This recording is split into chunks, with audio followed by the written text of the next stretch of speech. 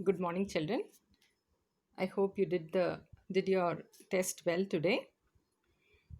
We'll start with the B part now. Atmospheric pressure and its measurement. Atmospheric pressure and its measurement. So you all know what is atmospheric pressure. Okay? The air above us, that is the atmosphere, exerts a pressure because it has a weight. It exerts a pressure on anything and everything on the surface of Earth. That pressure is called as atmospheric pressure. So if we take this as the surface of earth,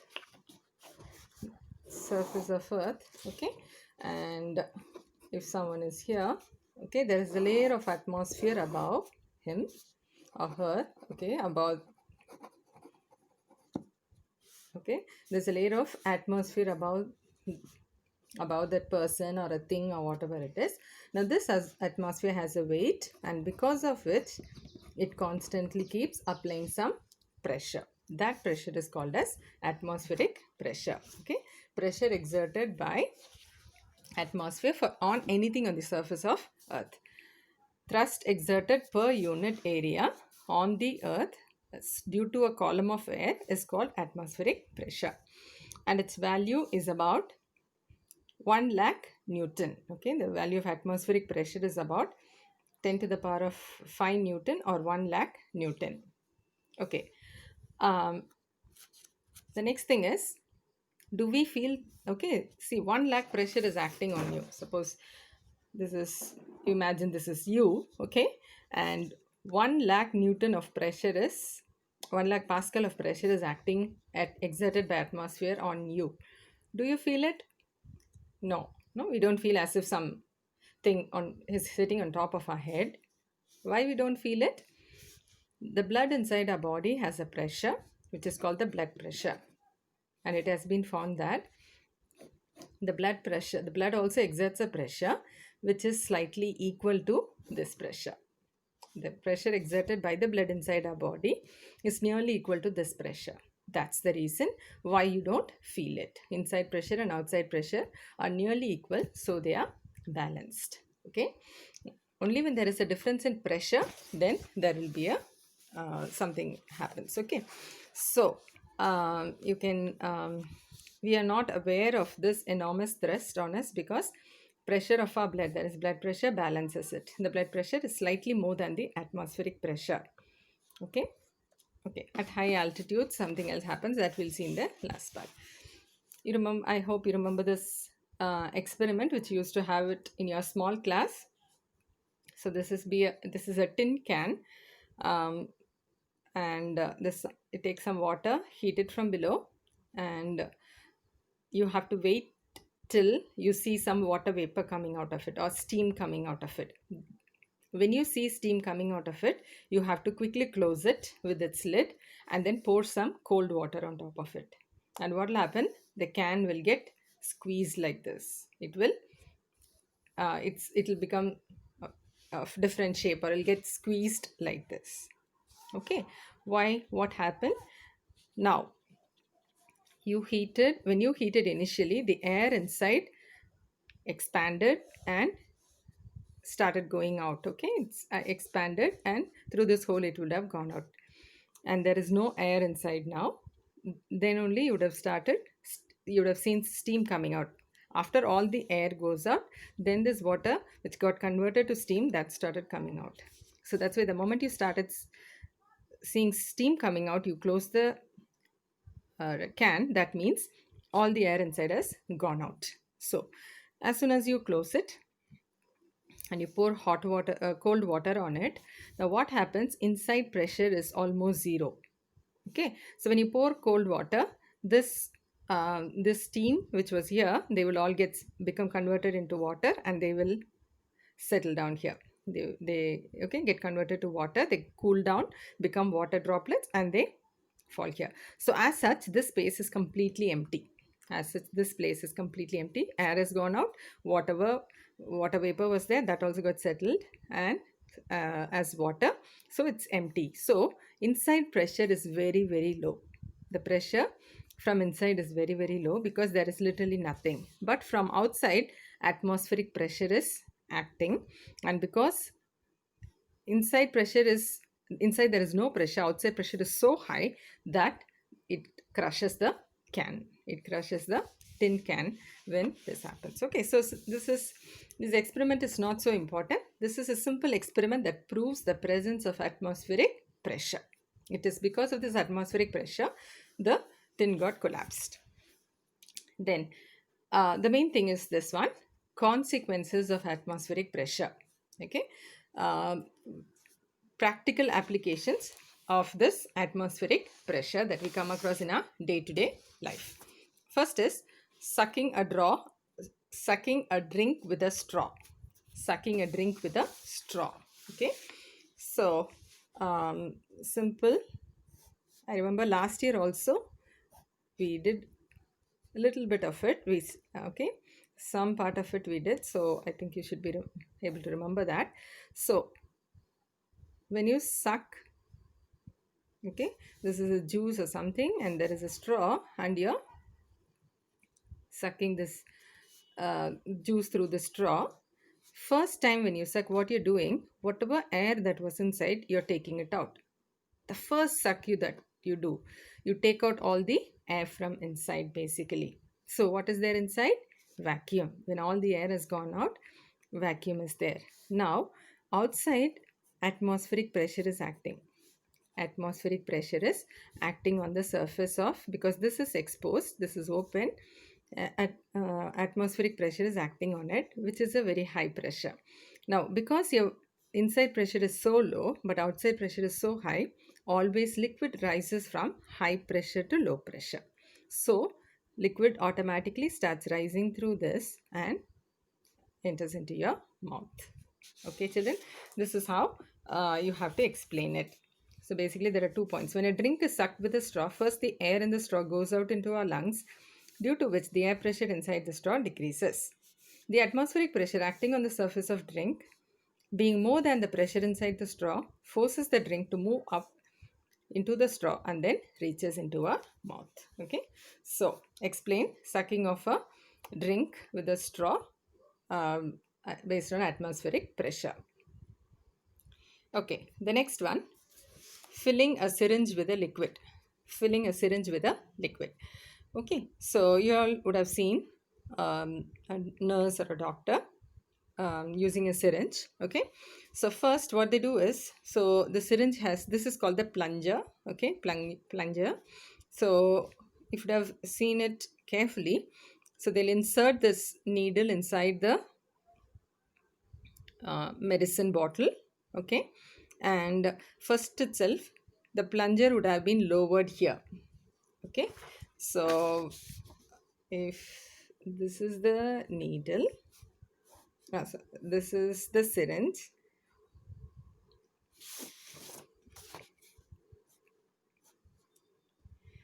Okay, this is the plunger.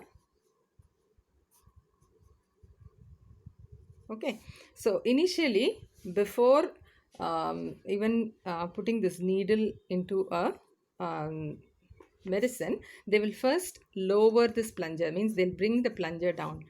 Basically by doing that, you're pushing all the air outside, all the air inside is pushed outside. So what is there basically inside? Vacuum. Now you insert it into a medicine bottle. Okay, you insert it into a medicine bottle and then you try to pull the plunger. So now the plunger is in this position. You brought it down. Okay, you brought the plunger down, so it is in this position. Now you have to pull it out. Okay, first when you brought it down, all the air has gone out. Then when it is in the lower position, you insert this needle into this medicine bottle and then they'll pull the plunger out. Okay, they will pull the plunger out. So when they pull the plunger out, inside there is no pressure, outside there is atmospheric pressure that will push this liquid inside the needle and the medicine will start rising inside this syringe. Okay, same like this straw only. Okay, so the syringe is kept with its opening just inside a liquid and the plunger is lowered. Okay, initially the plunger should be in a lowered position. till its base. Now, when the plunger is pulled up in the barrel, there is no air inside, and thus the pressure inside the barrel below the plunger is much less than the atmospheric pressure acting on the liquid surface. As a result, atmospheric pressure forces the liquid inside, forces the liquid, and therefore the liquid rises up inside the. So, as you pull this plunger up, liquid starts rising inside this syringe. Okay, because of this atmospheric pressure. So this is the second consequence of atmospheric pressure. Third one, filling of ink into a fountain pen. Almost everything is based on the same thing. Okay, have you seen an ink filler? Okay, ink filler will be a plastic thing, something like this, and a narrow spot. Okay, so this is a bulb kind of a thing. Okay, it's a plastic one, flexible one. So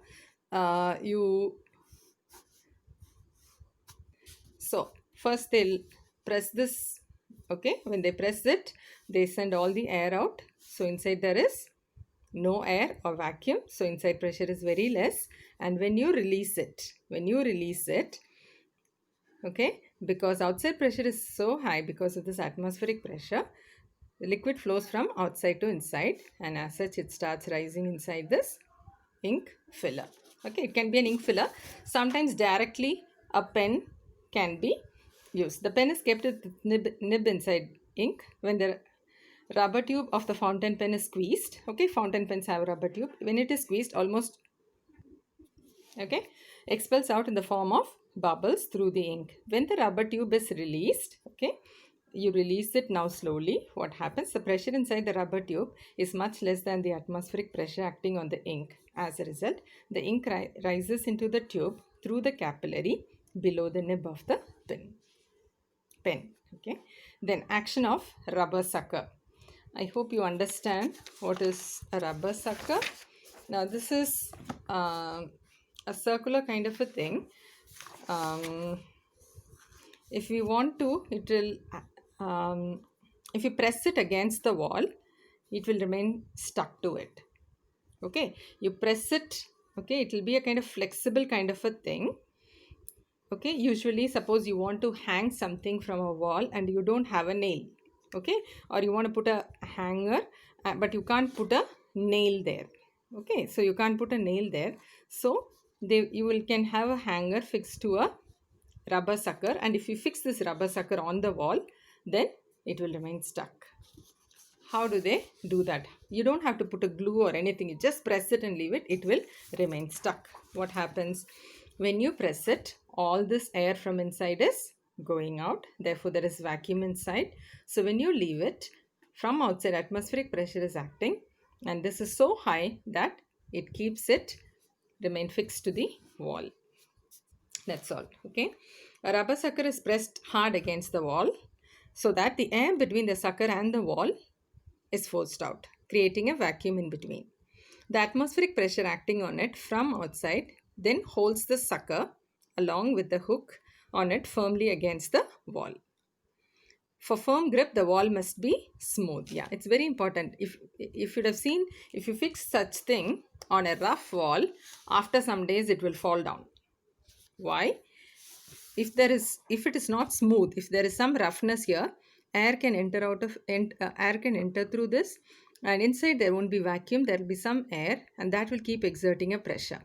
After some time it will fall down. Only on a completely smooth surface you will see this remain fixed to the wall for a longer time. Okay, the wall should be completely smooth. That is very important. Then action of siphon system. Siphon system is something, a liquid which is at a higher level. You want to bring that liquid to a lower level. In the sense, it's a heavy thing. Suppose I've seen in oil barrels, they'll have oil and all that, and they can't tilt it and pour it. It's very difficult. Okay, it's such a heavy thing. From that, they have to transfer it to a smaller container. Okay, so what they'll do, they'll use something called siphon system. Basically, it's a tube kind of a thing, and this should be at a higher level and this should be at a lower level. Okay, so to transfer water from vessel P to vessel Q, first air is sucked out from the lower end of tube P. So from here they'll suck out the air first. As a result, pressure inside the tube decreases and becomes less than the atmospheric pressure acting above the water surface in vessel B. Here there is atmospheric pressure. Now here there is, because you have sucked out the air, there is vacuum inside, and due to excess pressure at A, water rises in the tube through the end A. Okay, same principle. Inside pressure is uh, 0, almost 0. Outside there is atmospheric pressure acting. This pushes the liquid and it starts flowing down. Due to excess pressure at A, water rises in the tube through the end A so as to reach up to the level C. Then water flows down through the tube from the higher level C to the lower level B. Okay, from A it will go to C, and then from C it will come down to B due to the difference in pressure at level C and B. Okay, because this is kept at a lower height because therefore the pressure here will be more than the pressure here, so it will easily flow down. Now, taking out oil from a sealed can. This is also something you would have, if you have these tin can oil cans, okay, 15 liter of oil and all will be there, and it will have a knob or opening somewhere here. Okay, so you open so it's full of oil. Okay, you open this knob. Okay, and then if I have to transfer it into a smaller container, I will just pour it. It's 15 liter only, that you can just bend it, you pour it, and carefully you have to do. Initially it will be so heavy, and carefully you bend it down and this liquid will start coming out. But the liquid that comes out will be of very low pressure, means it will be coming very slowly. If you just open this and just bend it and allow this liquid to collect here, the pressure will be very less. Okay, so what they usually do is, this is the knob, this is the opening. Okay, they will open this knob and start pouring this, and here they will put an hole. Okay, they just put a hole here. So when they tilt it, through this hole, air will enter. So atmospheric pressure will be acting on this level, on this surface, that will push this liquid easily out, and now the liquid can pour easily in this container. Without this hole, the liquid will come out with very less speed. In the sense, very less liquid only will come out because there is nothing to push it out. There's no air to push it out because there is fully oil. So you put a small hole, through this air will enter, it will exert atmospheric pressure, and that will push the liquid out, and easily it can be poured into a container like this. Is it clear, children? So that is how. So if you completely filled, it is difficult to take out oil from a completely filled and sealed can by making a single hole. The reason is that there is no air inside a completely filled and sealed oil can. When the can is tilted, the pressure due to the column of oil at the hole is much less than the atmospheric pressure outside the can, so the oil does not flow out the hole. So what you have to do, if one more hole is put, okay, what will happen if one more hole is put, is made at the opposite end of, on the top cover of the can. Air from outside the can will enter through this hole and exert atmospheric pressure on the oil from inside along with the pressure due to air column. This results in the increase in pressure on oil, and so it easily flows out through the hole of the can. Okay, maybe in your house also, if they buy oil in a tin can, a 15 liter one, when they pour, you can watch carefully. This will be followed, and that is for this reason only. Okay, children. So homework will be page 101, 7, 9, 10. 7 has 3 subparts, 7, 9, 10. And in the 10th question, I want you to write, answer is here, okay. I know you can directly write from here, but I want you to write the reason. Give reason why. Okay, on creating vacuum inside the bell jar, balloon gets more inflated. Give reason why. So this you have to think and answer. Okay, so just these questions. Thank you so much.